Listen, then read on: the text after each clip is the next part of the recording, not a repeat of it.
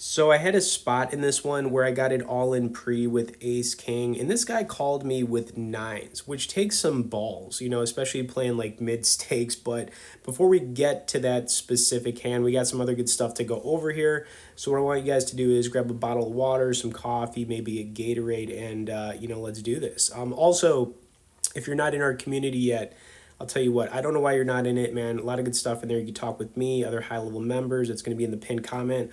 Also, if you guys could tap the like, and let's get right into it. And, this is one of my favorite hands, 8-10 suited. You know what I mean? I don't know what it is. I always play it, and we are going to play it right here in the small blind. And hopefully get some spades or maybe, some straight draws or whatever. We'll see what happens.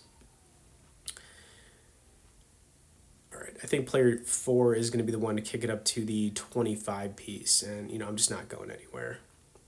Another thing I'm going to kind of come back to in this is, when you play, you got to understand, man, like, it's good to know all the different types of strategies like GTO, the perfect pre-flop, whatever. But, at the end of the day, we're playing against other people in these games, and it's really just about outplaying the opponents that you're sitting with. That's really what this is, right? With that said, I had to let that one go right there. It just was not a good flop for 8-10 suited. Of course, it wasn't clubs. The clubs did get there on the turn. So, we made a lay down there, which I thought was, a good one. All right, ace-7 off.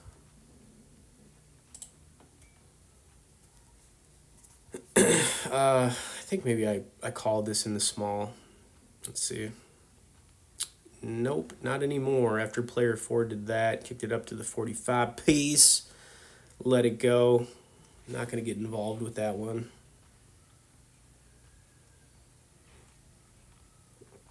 No, sir. I think player 3 folded. Yeah, okay. Well, whatever,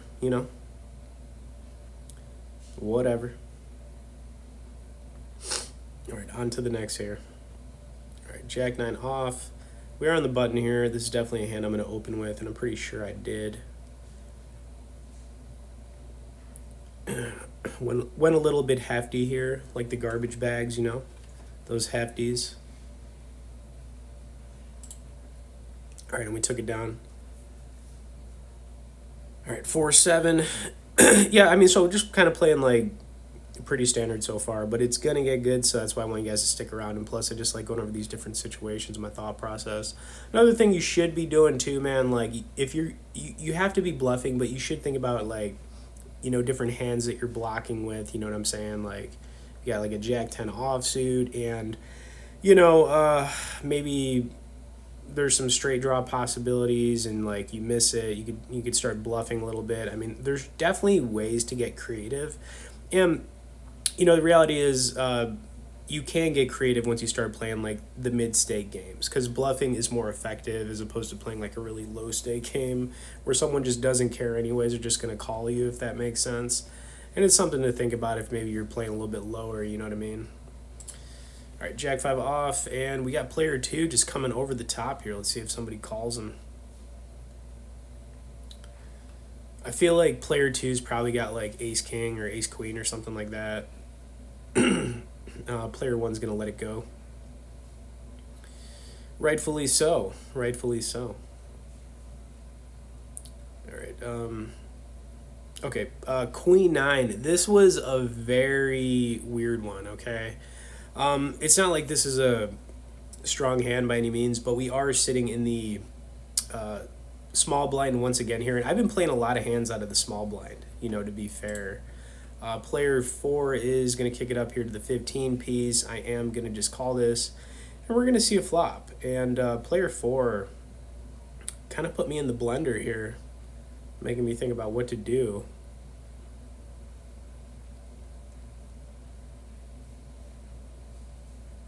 Yeah, and player 6 is going to get out the way.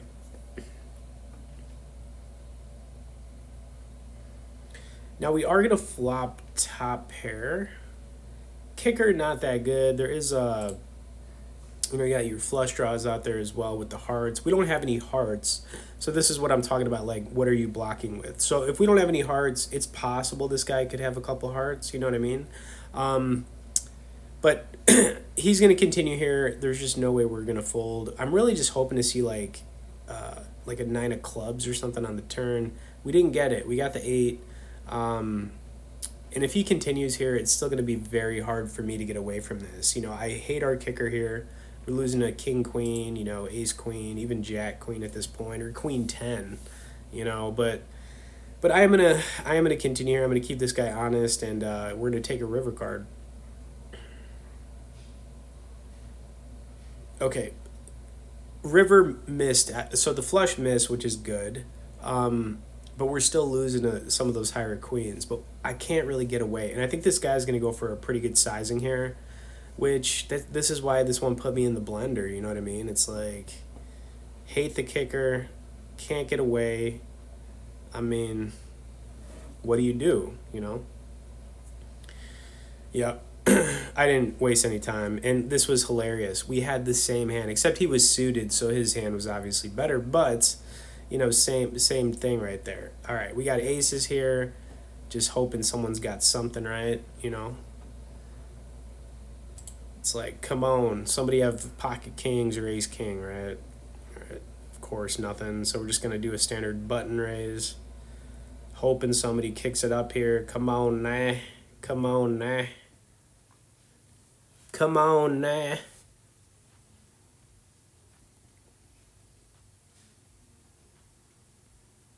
All right, so we are going to get one caller. Not the ideal flop, you know. Got to continue. Keeping it small. It didn't matter anyways. He's just going to muck it. So kind of a heartbreaker right there with aces. Just nothing going, and you know what happens, right? I've got the ducks swimming in a pond right here. Got them ducks. All right, going to open here. And I think player 2 called us up. Never mind, he didn't. And the ducks get through, man, swimming in a pond. Okay, anyways, we're making our way here. I hope you guys are still with me, because let's see if this is this is our moment, kind of like midway through ace king. All right, so we are in the big blind, you know, and I've said this so many times because the data shows it. Like ace king when it's offsuit, it's one of those hands that you can lose a lot with. When it's suited, though, it's so much different. Like, you should have no fear when it's suited, but when it's not suited like this, you know, you're never really getting away from it. But you should know, like, from what I've seen, especially my own data on this, it's like ace king, just, you can lose a lot with it, especially when it's off. But, you know, we'll see what happens here, right? All right, so I slowed it down. Because I want to go over my thought process on it. You know, we're kind of still even here to start things off. Looking at the table too, I didn't realize player 1 and player 6 were doing real good here. So I mean, good for them. Everybody else is kind of like meh, but yeah, these guys were doing pretty good. Probably sitting there for a while. And then there's us trying to get something going. And will it happen here? That's kind of the question. All right. Anyways, ace king, player 4 is going to raise us. Now, we're never just calling this. You know, small blind's always going to open with really anything. You know, personally, I raise the small blind with everything. You know, there's really nothing I don't open with. Like a 2-6 suited, I'm going to open. But, yeah, we're going to kick it up.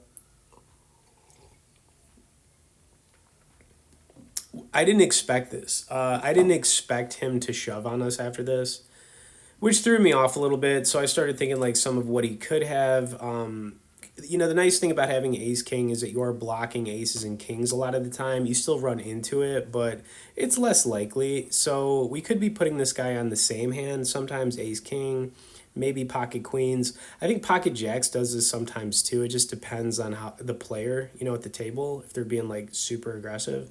But we just weren't going to get away from it. So when he does make his move here, which didn't take him too long to do, you know, if we're going to get stacked here, we're going to get stacked, right? I mean, there's nothing else to it. right, we're going to get ready for liftoff here. Okay, so going to brick, but we still got a lot of ways to get there. You know, we got some straights, runner, clubs. The clubs came in with the queen, so it gives us the straight, ace, king. We have a lot of outs and unreal river card. We got there on the ace high flush, but he hit his 9. So this guy got a set of 9s on the river, and then we got there. To be fair, man, I feel bad for player 4. I mean, just getting it like that on the river, I mean, that was just brutal. I mean, why do it like that, right? But you know, it is what it is. And we took down a good one there. And you know, the bottom line, it was just a flip situation. I couldn't get away from it, but it is good to know if you didn't know this. Like, whenever you're in an uncomfortable spot and you got ace king, you know, when it's suited, you know, you really should just have no fear with it. You know what I mean? All right. Anyways, we got still got some hands going on here, so you know, bear with me.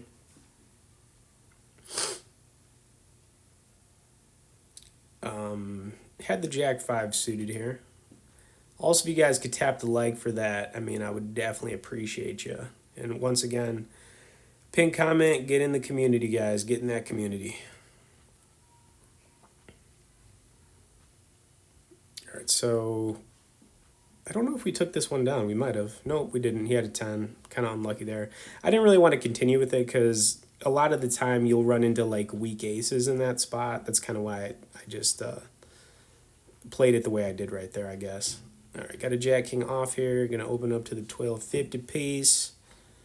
Little 1250 piece. Got player 6 and player 1 both doing extremely well in this. And I think we're going to get it through here. Yeah, we did. Okay, we'll take it. We'll bake it. All right. Now this one was something. So I'm going to open up with the 8-6 suited. Not exactly standard, especially from early position, but I like to mix things up. You know what I mean? So, and it's interesting too. Like if I run into somebody raising us here, I still am going to make a call because you know I just know how people play. You know, you're gonna get raised here. Any, you know, ace king, ace queen suited type of hands. You got some mid pocket pairs in there, but you know you play an 8-6 suited like this and you're pretty deep. You know, things can happen. So yeah, I like to open things up. You should do the same. All right. Anyways, this guy's going to kick it up to the 50 piece. We are going to indulge him and, you know, hopefully get some diamonds. All right, so not terrible. We did get the 8. There's an ace out there. You don't like to see that, but we still have, you know, enough to continue here. He checked it. We got to the turn, which was good. He could still have an ace slow playing it, so I'm not, like, going to put anything out there at this point. We got the pair of 8s. We're still beating a lot of hands, except that card wasn't great. You know, King Jack out there, Queen Jack suited, so I was aware of that, but, you know, for whatever reason, it worked out for us there, and we took it down. So, you know, I was like, cool. You know, that one worked out. Then we got the 5-3 suited here. You know I got to play that 5-3 suited. Come on now. Come on now. This was a weird one. Once again, going to get raised here, but you know 5-3 when it's suited, it's one of the strongest hands out there. You know what I mean? So we gotta continue here. I mean, let's come on now. 5-3 suited. It's the dream situation, huh? All right, so player 6 going to raise us up. Normally it's a fold, but we're doing a little pretty good. Obviously, I'm going to take a little more on here, and we're going to see if we can flop something with this 5-3 suited. I'm also comfortable playing this knowing that a lot of the time you're going to be up against a couple overcards. You know, worst case scenario, you could just bluff somebody off the hand. Not a good flop, but here's the thing. It might not be a good flop for this guy either. He could have a lot of those ace king, ace queen, ace jack suited type of things, but that was a bad card. So that kind of like was a little bit of a killer for us. But if we can get to the river here, we could hit that flush. It's possible. It's possible. And this guy made a pretty big mistake, I would say. Not going for it here. We got there. Pretty ridiculous. What else can we say?